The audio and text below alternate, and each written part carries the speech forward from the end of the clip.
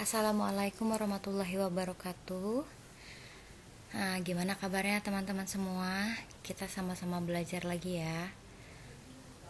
Kali ini saya akan membahas tentang penyakit pada sistem integumen. Apa sih itu penyakit sistem integumen? Nah, kita sebagai perawat harus tahu dong ya. Integumen itu apa? Integumen itu adalah kulit. Tujuannya apa pada pembelajaran kali ini? Kita bisa menerapkan pemeriksaan untuk penyakit integumen berdasarkan manifestasi klinik atau ciri-ciri penyakitnya. Kemudian kita dapat melakukan pemeriksaan. Nah, kemudian apa aja sih itu penyakit integumen atau kulit? Sebelum masuk ke jenis-jenis penyakitnya, kita review dulu ya tentang anatomi kulit. Nah, kulit itu apa sih? Kulit adalah organ yang melapisi seluruh bagian permukaan tubuh, membungkus, menyelimuti organ, otot, dan jaringan untuk melindungi bagian tubuh dari berbagai macam gangguan dan rangsangan luar. Anatomi kulit. Nah, yang paling luar yaitu bagian epidermis, terdiri dari lapisan tanduk atau lapisan terluar yang telah mati, ini kulit-kulit mati ya. Kemudian ada lapisan Malpighi, lapisan tersusun atas sel hidup. Terdapat melanin yang memberikan warna kulit. Jadi warna kulit kita apa itu yang menentukan adalah ini, lapisan Malpighi ya. Kemudian ada lapisan stratum spinosum, lapisan yang tersusun dengan bentuk tidak beraturan. Kemudian ada stratum germinativum, yaitu lapisan basal yang membentuk sel-sel baru secara periodik. Nah, di lapisan dermis, di bawahnya epidermis ini ada lapisan pembuluh darah ya, berperan dalam menyalurkan nutrisi serta oksigen. Ada kelenjar keringat atau glandula sebasea untuk menghasilkan keringat yang terbuat dari air serta garam. Kemudian ada kantung rambut, bagian rambut yang berisi akar batang rambut. Kemudian ada kelenjar minyak, menghasilkan minyak agar rambut tetap lembab dan tidak kering.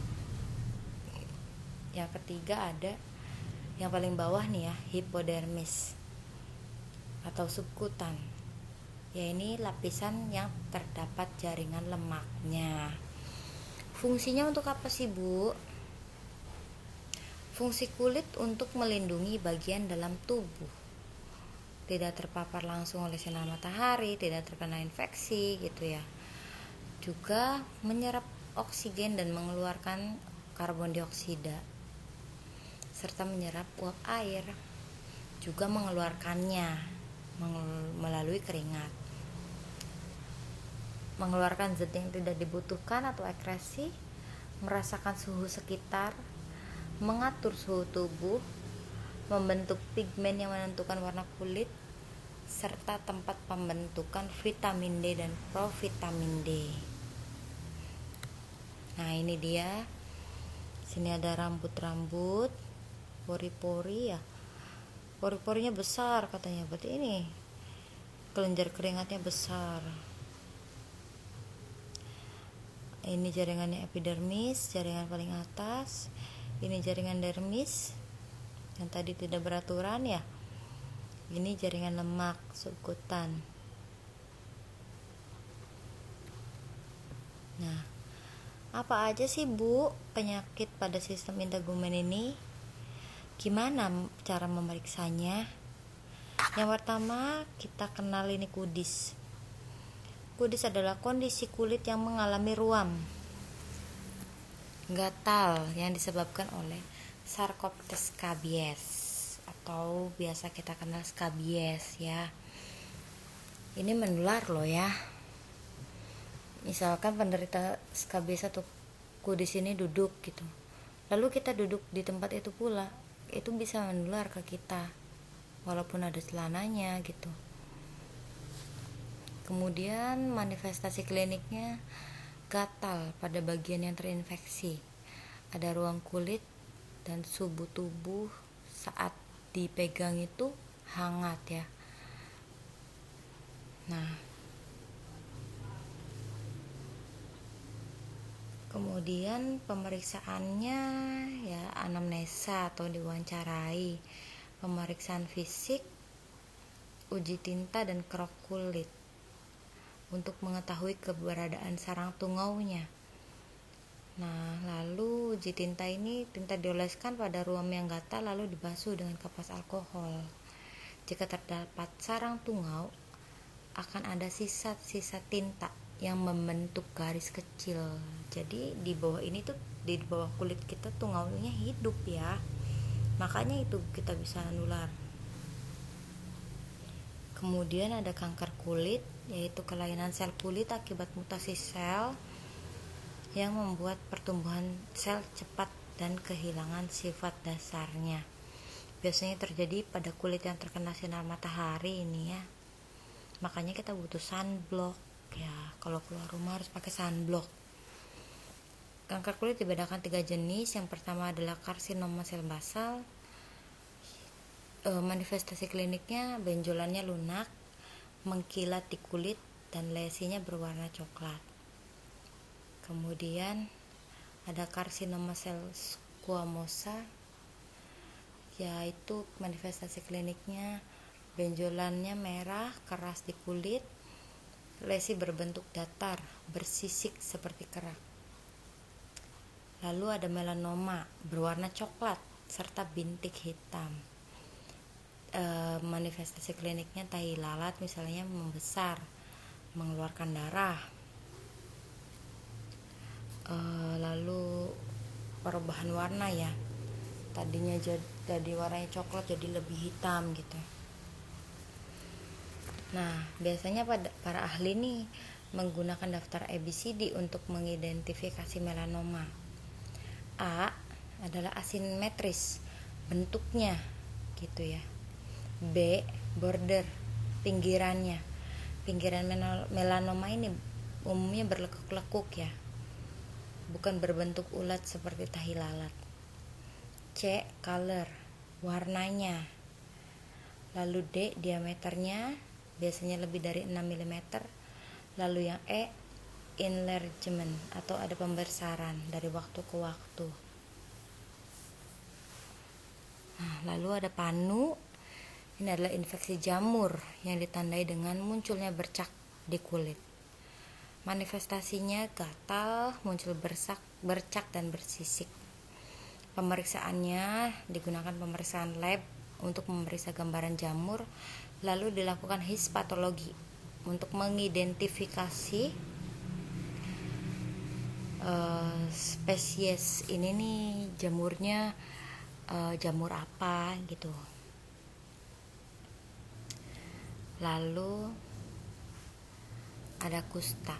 Kusta ini menyerang kulit, sel saraf perifer, selaput lendir pada saluran nafas atau mata. Nah, penyakit ini menunjukkan gejala yang lambat ya. Biasanya muncul setelah 20 tahun bakteri ini berkembang biak di tubuh. Gejala klinisnya mati rasa, lukanya tidak sakit gitu, lemah otot, hilangnya alis dan bulu mata, hilangnya jari jemari. Bisa dilakukan dengan pemeriksaan histopatologi dan serologi untuk mendiagnosa kusta yang meragukan karena ada tanda klinis dan bakteriologinya tidak jelas. Nah,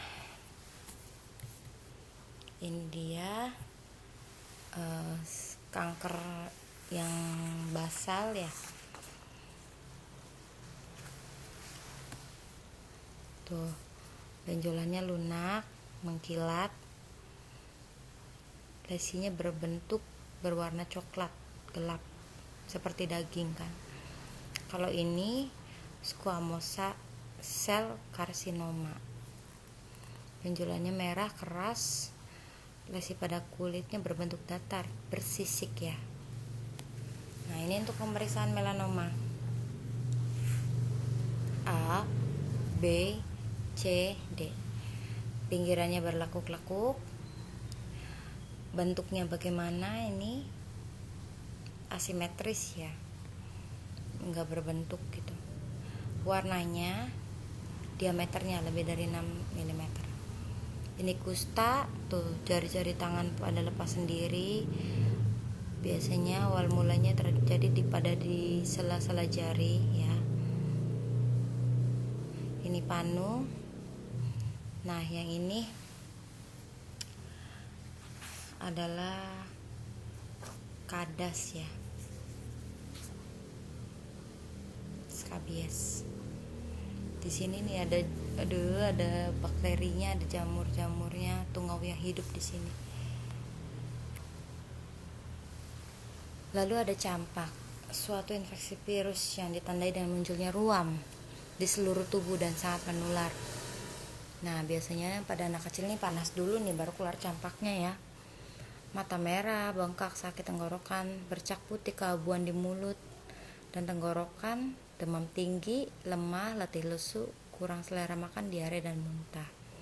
Pemeriksaan yang dilakukan adalah memeriksa darah tepi, lab ya, untuk mengetahui jumlah leukositnya turun atau naik. Biasanya saat leukositnya naik ya berarti ada infeksi gitu di tubuh ya. Lalu antibody IgM untuk mendeteksi infeksi apa gitu, infeksi campak akut atau bukan. Kemudian ada selulitis, infeksi bakteri di jaringan kulit, penyebab pemerahan, bengkak, terasa lembek, dan sakit saat ditekan. Manifestasi klinisnya kulit merah, bengkak, kulit melepuh, bernanah, dan mati rasa. Pemeriksaannya melalui tes darah untuk melihat infeksi, tes kultur cairan untuk melihat ada bakteri atau tidak, jadi diambil cairannya, foto ronsen ya untuk melihat fokus infeksinya. Jadi si selulitis ini baru di jaringan kulit atau udah masuk ke tulang gitu ya. Nah, kemudian